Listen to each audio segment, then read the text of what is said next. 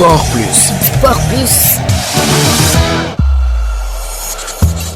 Bonjour et bienvenue dans votre rubrique sportive Sport Plus. La commission de l'éducation, de la jeunesse, des sports et des loisirs de l'Assemblée nationale informe l'opinion publique que les auditions publiques consacrées aux auditions de préparation, d'organisation et de participation de la délégation sénégalaise à la Coupe du monde de football FIFA 2026, initialement prévues à partir du mercredi 22 juillet 2026, sont reportées à une date ultérieure. Ce réaménagement intervient selon le communiqué en raison des contraintes liées au calendrier parlementaire et à la nécessité d'assurer une meilleure articulation de ces auditions avec les travaux en cours au sein de l'Assemblée nationale. La Commission tient à préciser que cette décision ne remet nullement en cause l'opportunité, l'importance et la pertinence de ces auditions publiques.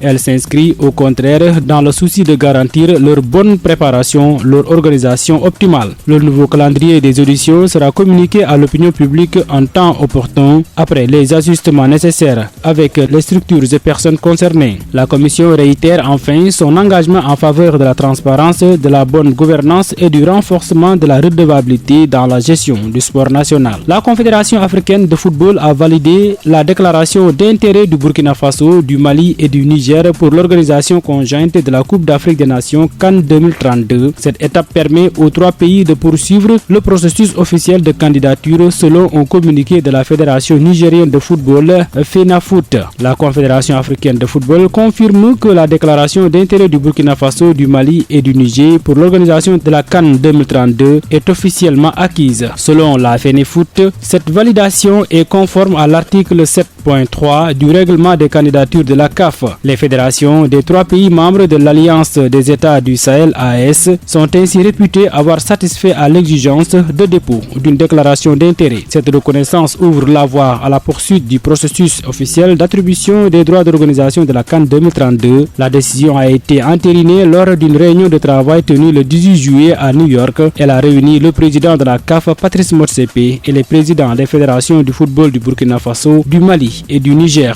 Au cours des échanges, le président de la CAF a pris acte de l'ambition commune des trois pays de l'AES d'organiser conjointement la compétition. La fédération nigérienne affirme enfin qu'elle poursuivra son travail avec les fédérations du Burkina Faso et du Mali afin de préparer le dossier de candidature, selon toujours le communiqué. Rappelons aussi que le Sénégal avait manifesté sa volonté pour abriter la Coupe d'Afrique des Nations de football 2032 sous l'ère de Ndeye Khady Diène Gaye. Pendant ce temps, la course pour la CAN 2028 commence également à prendre forme. La Libye a officiellement fait part de sa volonté d'organiser cette édition, tandis que d'autres pays africains pourraient encore entrer dans la bataille. La CAF devra désormais examiner les différentes candidatures avant de désigner les pays hôtes des prochaines éditions de la Coupe d'Afrique des Nations. À quelques heures de la conférence de presse du président de la CAF, Patrice Motsepe, à Johannesburg, plusieurs réformes majeures du football africain devraient être annoncées par le patron du football africain. Cette conférence de presse prévue ce mercredi en Afrique du Sud permettra à Patrice Motsepe d'évaluer la participation des sélections africaines à la Coupe du monde 2026, mais il permettra également au président de la CAF d'aborder les problèmes du football africain et d'étaler les projets clés de l'instance pour faire évoluer le football dans le continent. Ainsi, selon plusieurs sources concordantes, les projets phares sont entre autres la reconstruction d'une trentaine de stades dans les pays les moins développés, la mise en place de nouvelles normes de sécurité pour les compétitions de la CAF, la création d'une Ligue des Nations pour les U17 et les U23 ou le changement du format de la Ligue des Champions et de la Coupe CAF pour sans doute imiter le modèle européen. Phase de Ligue 1 plus barrage plus phase finale. Patrice Motsepe devrait également aborder l'organisation de la Coupe d'Afrique des Nations 2027 prévue au Kenya, Tanzanie et Ouganda, mais également celle de 2028 non encore attribuée, qui sera la dernière édition avant de passer à une CAN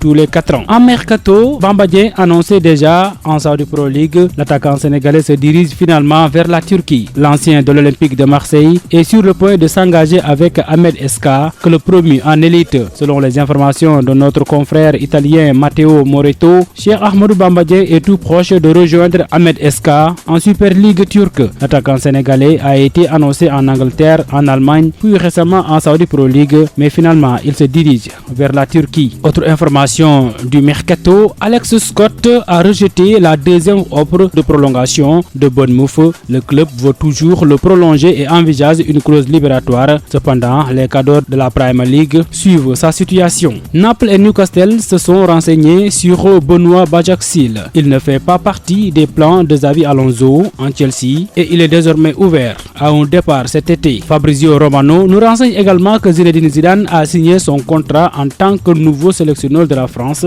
et il sera bientôt présenté dans les jours à venir. La FIFA n'a pris aucune mesure contre Leandro Paredes après la finale contre l'Espagne. Son carton rouge a ensuite été annulé, l'instance ayant confirmé à BBC Sport qu'aucune sanction disciplinaire n'a finalement été prise. C'est tout pour aujourd'hui dans Sport Plus. Merci de l'avoir suivi. Rendez-vous demain pour un autre numéro.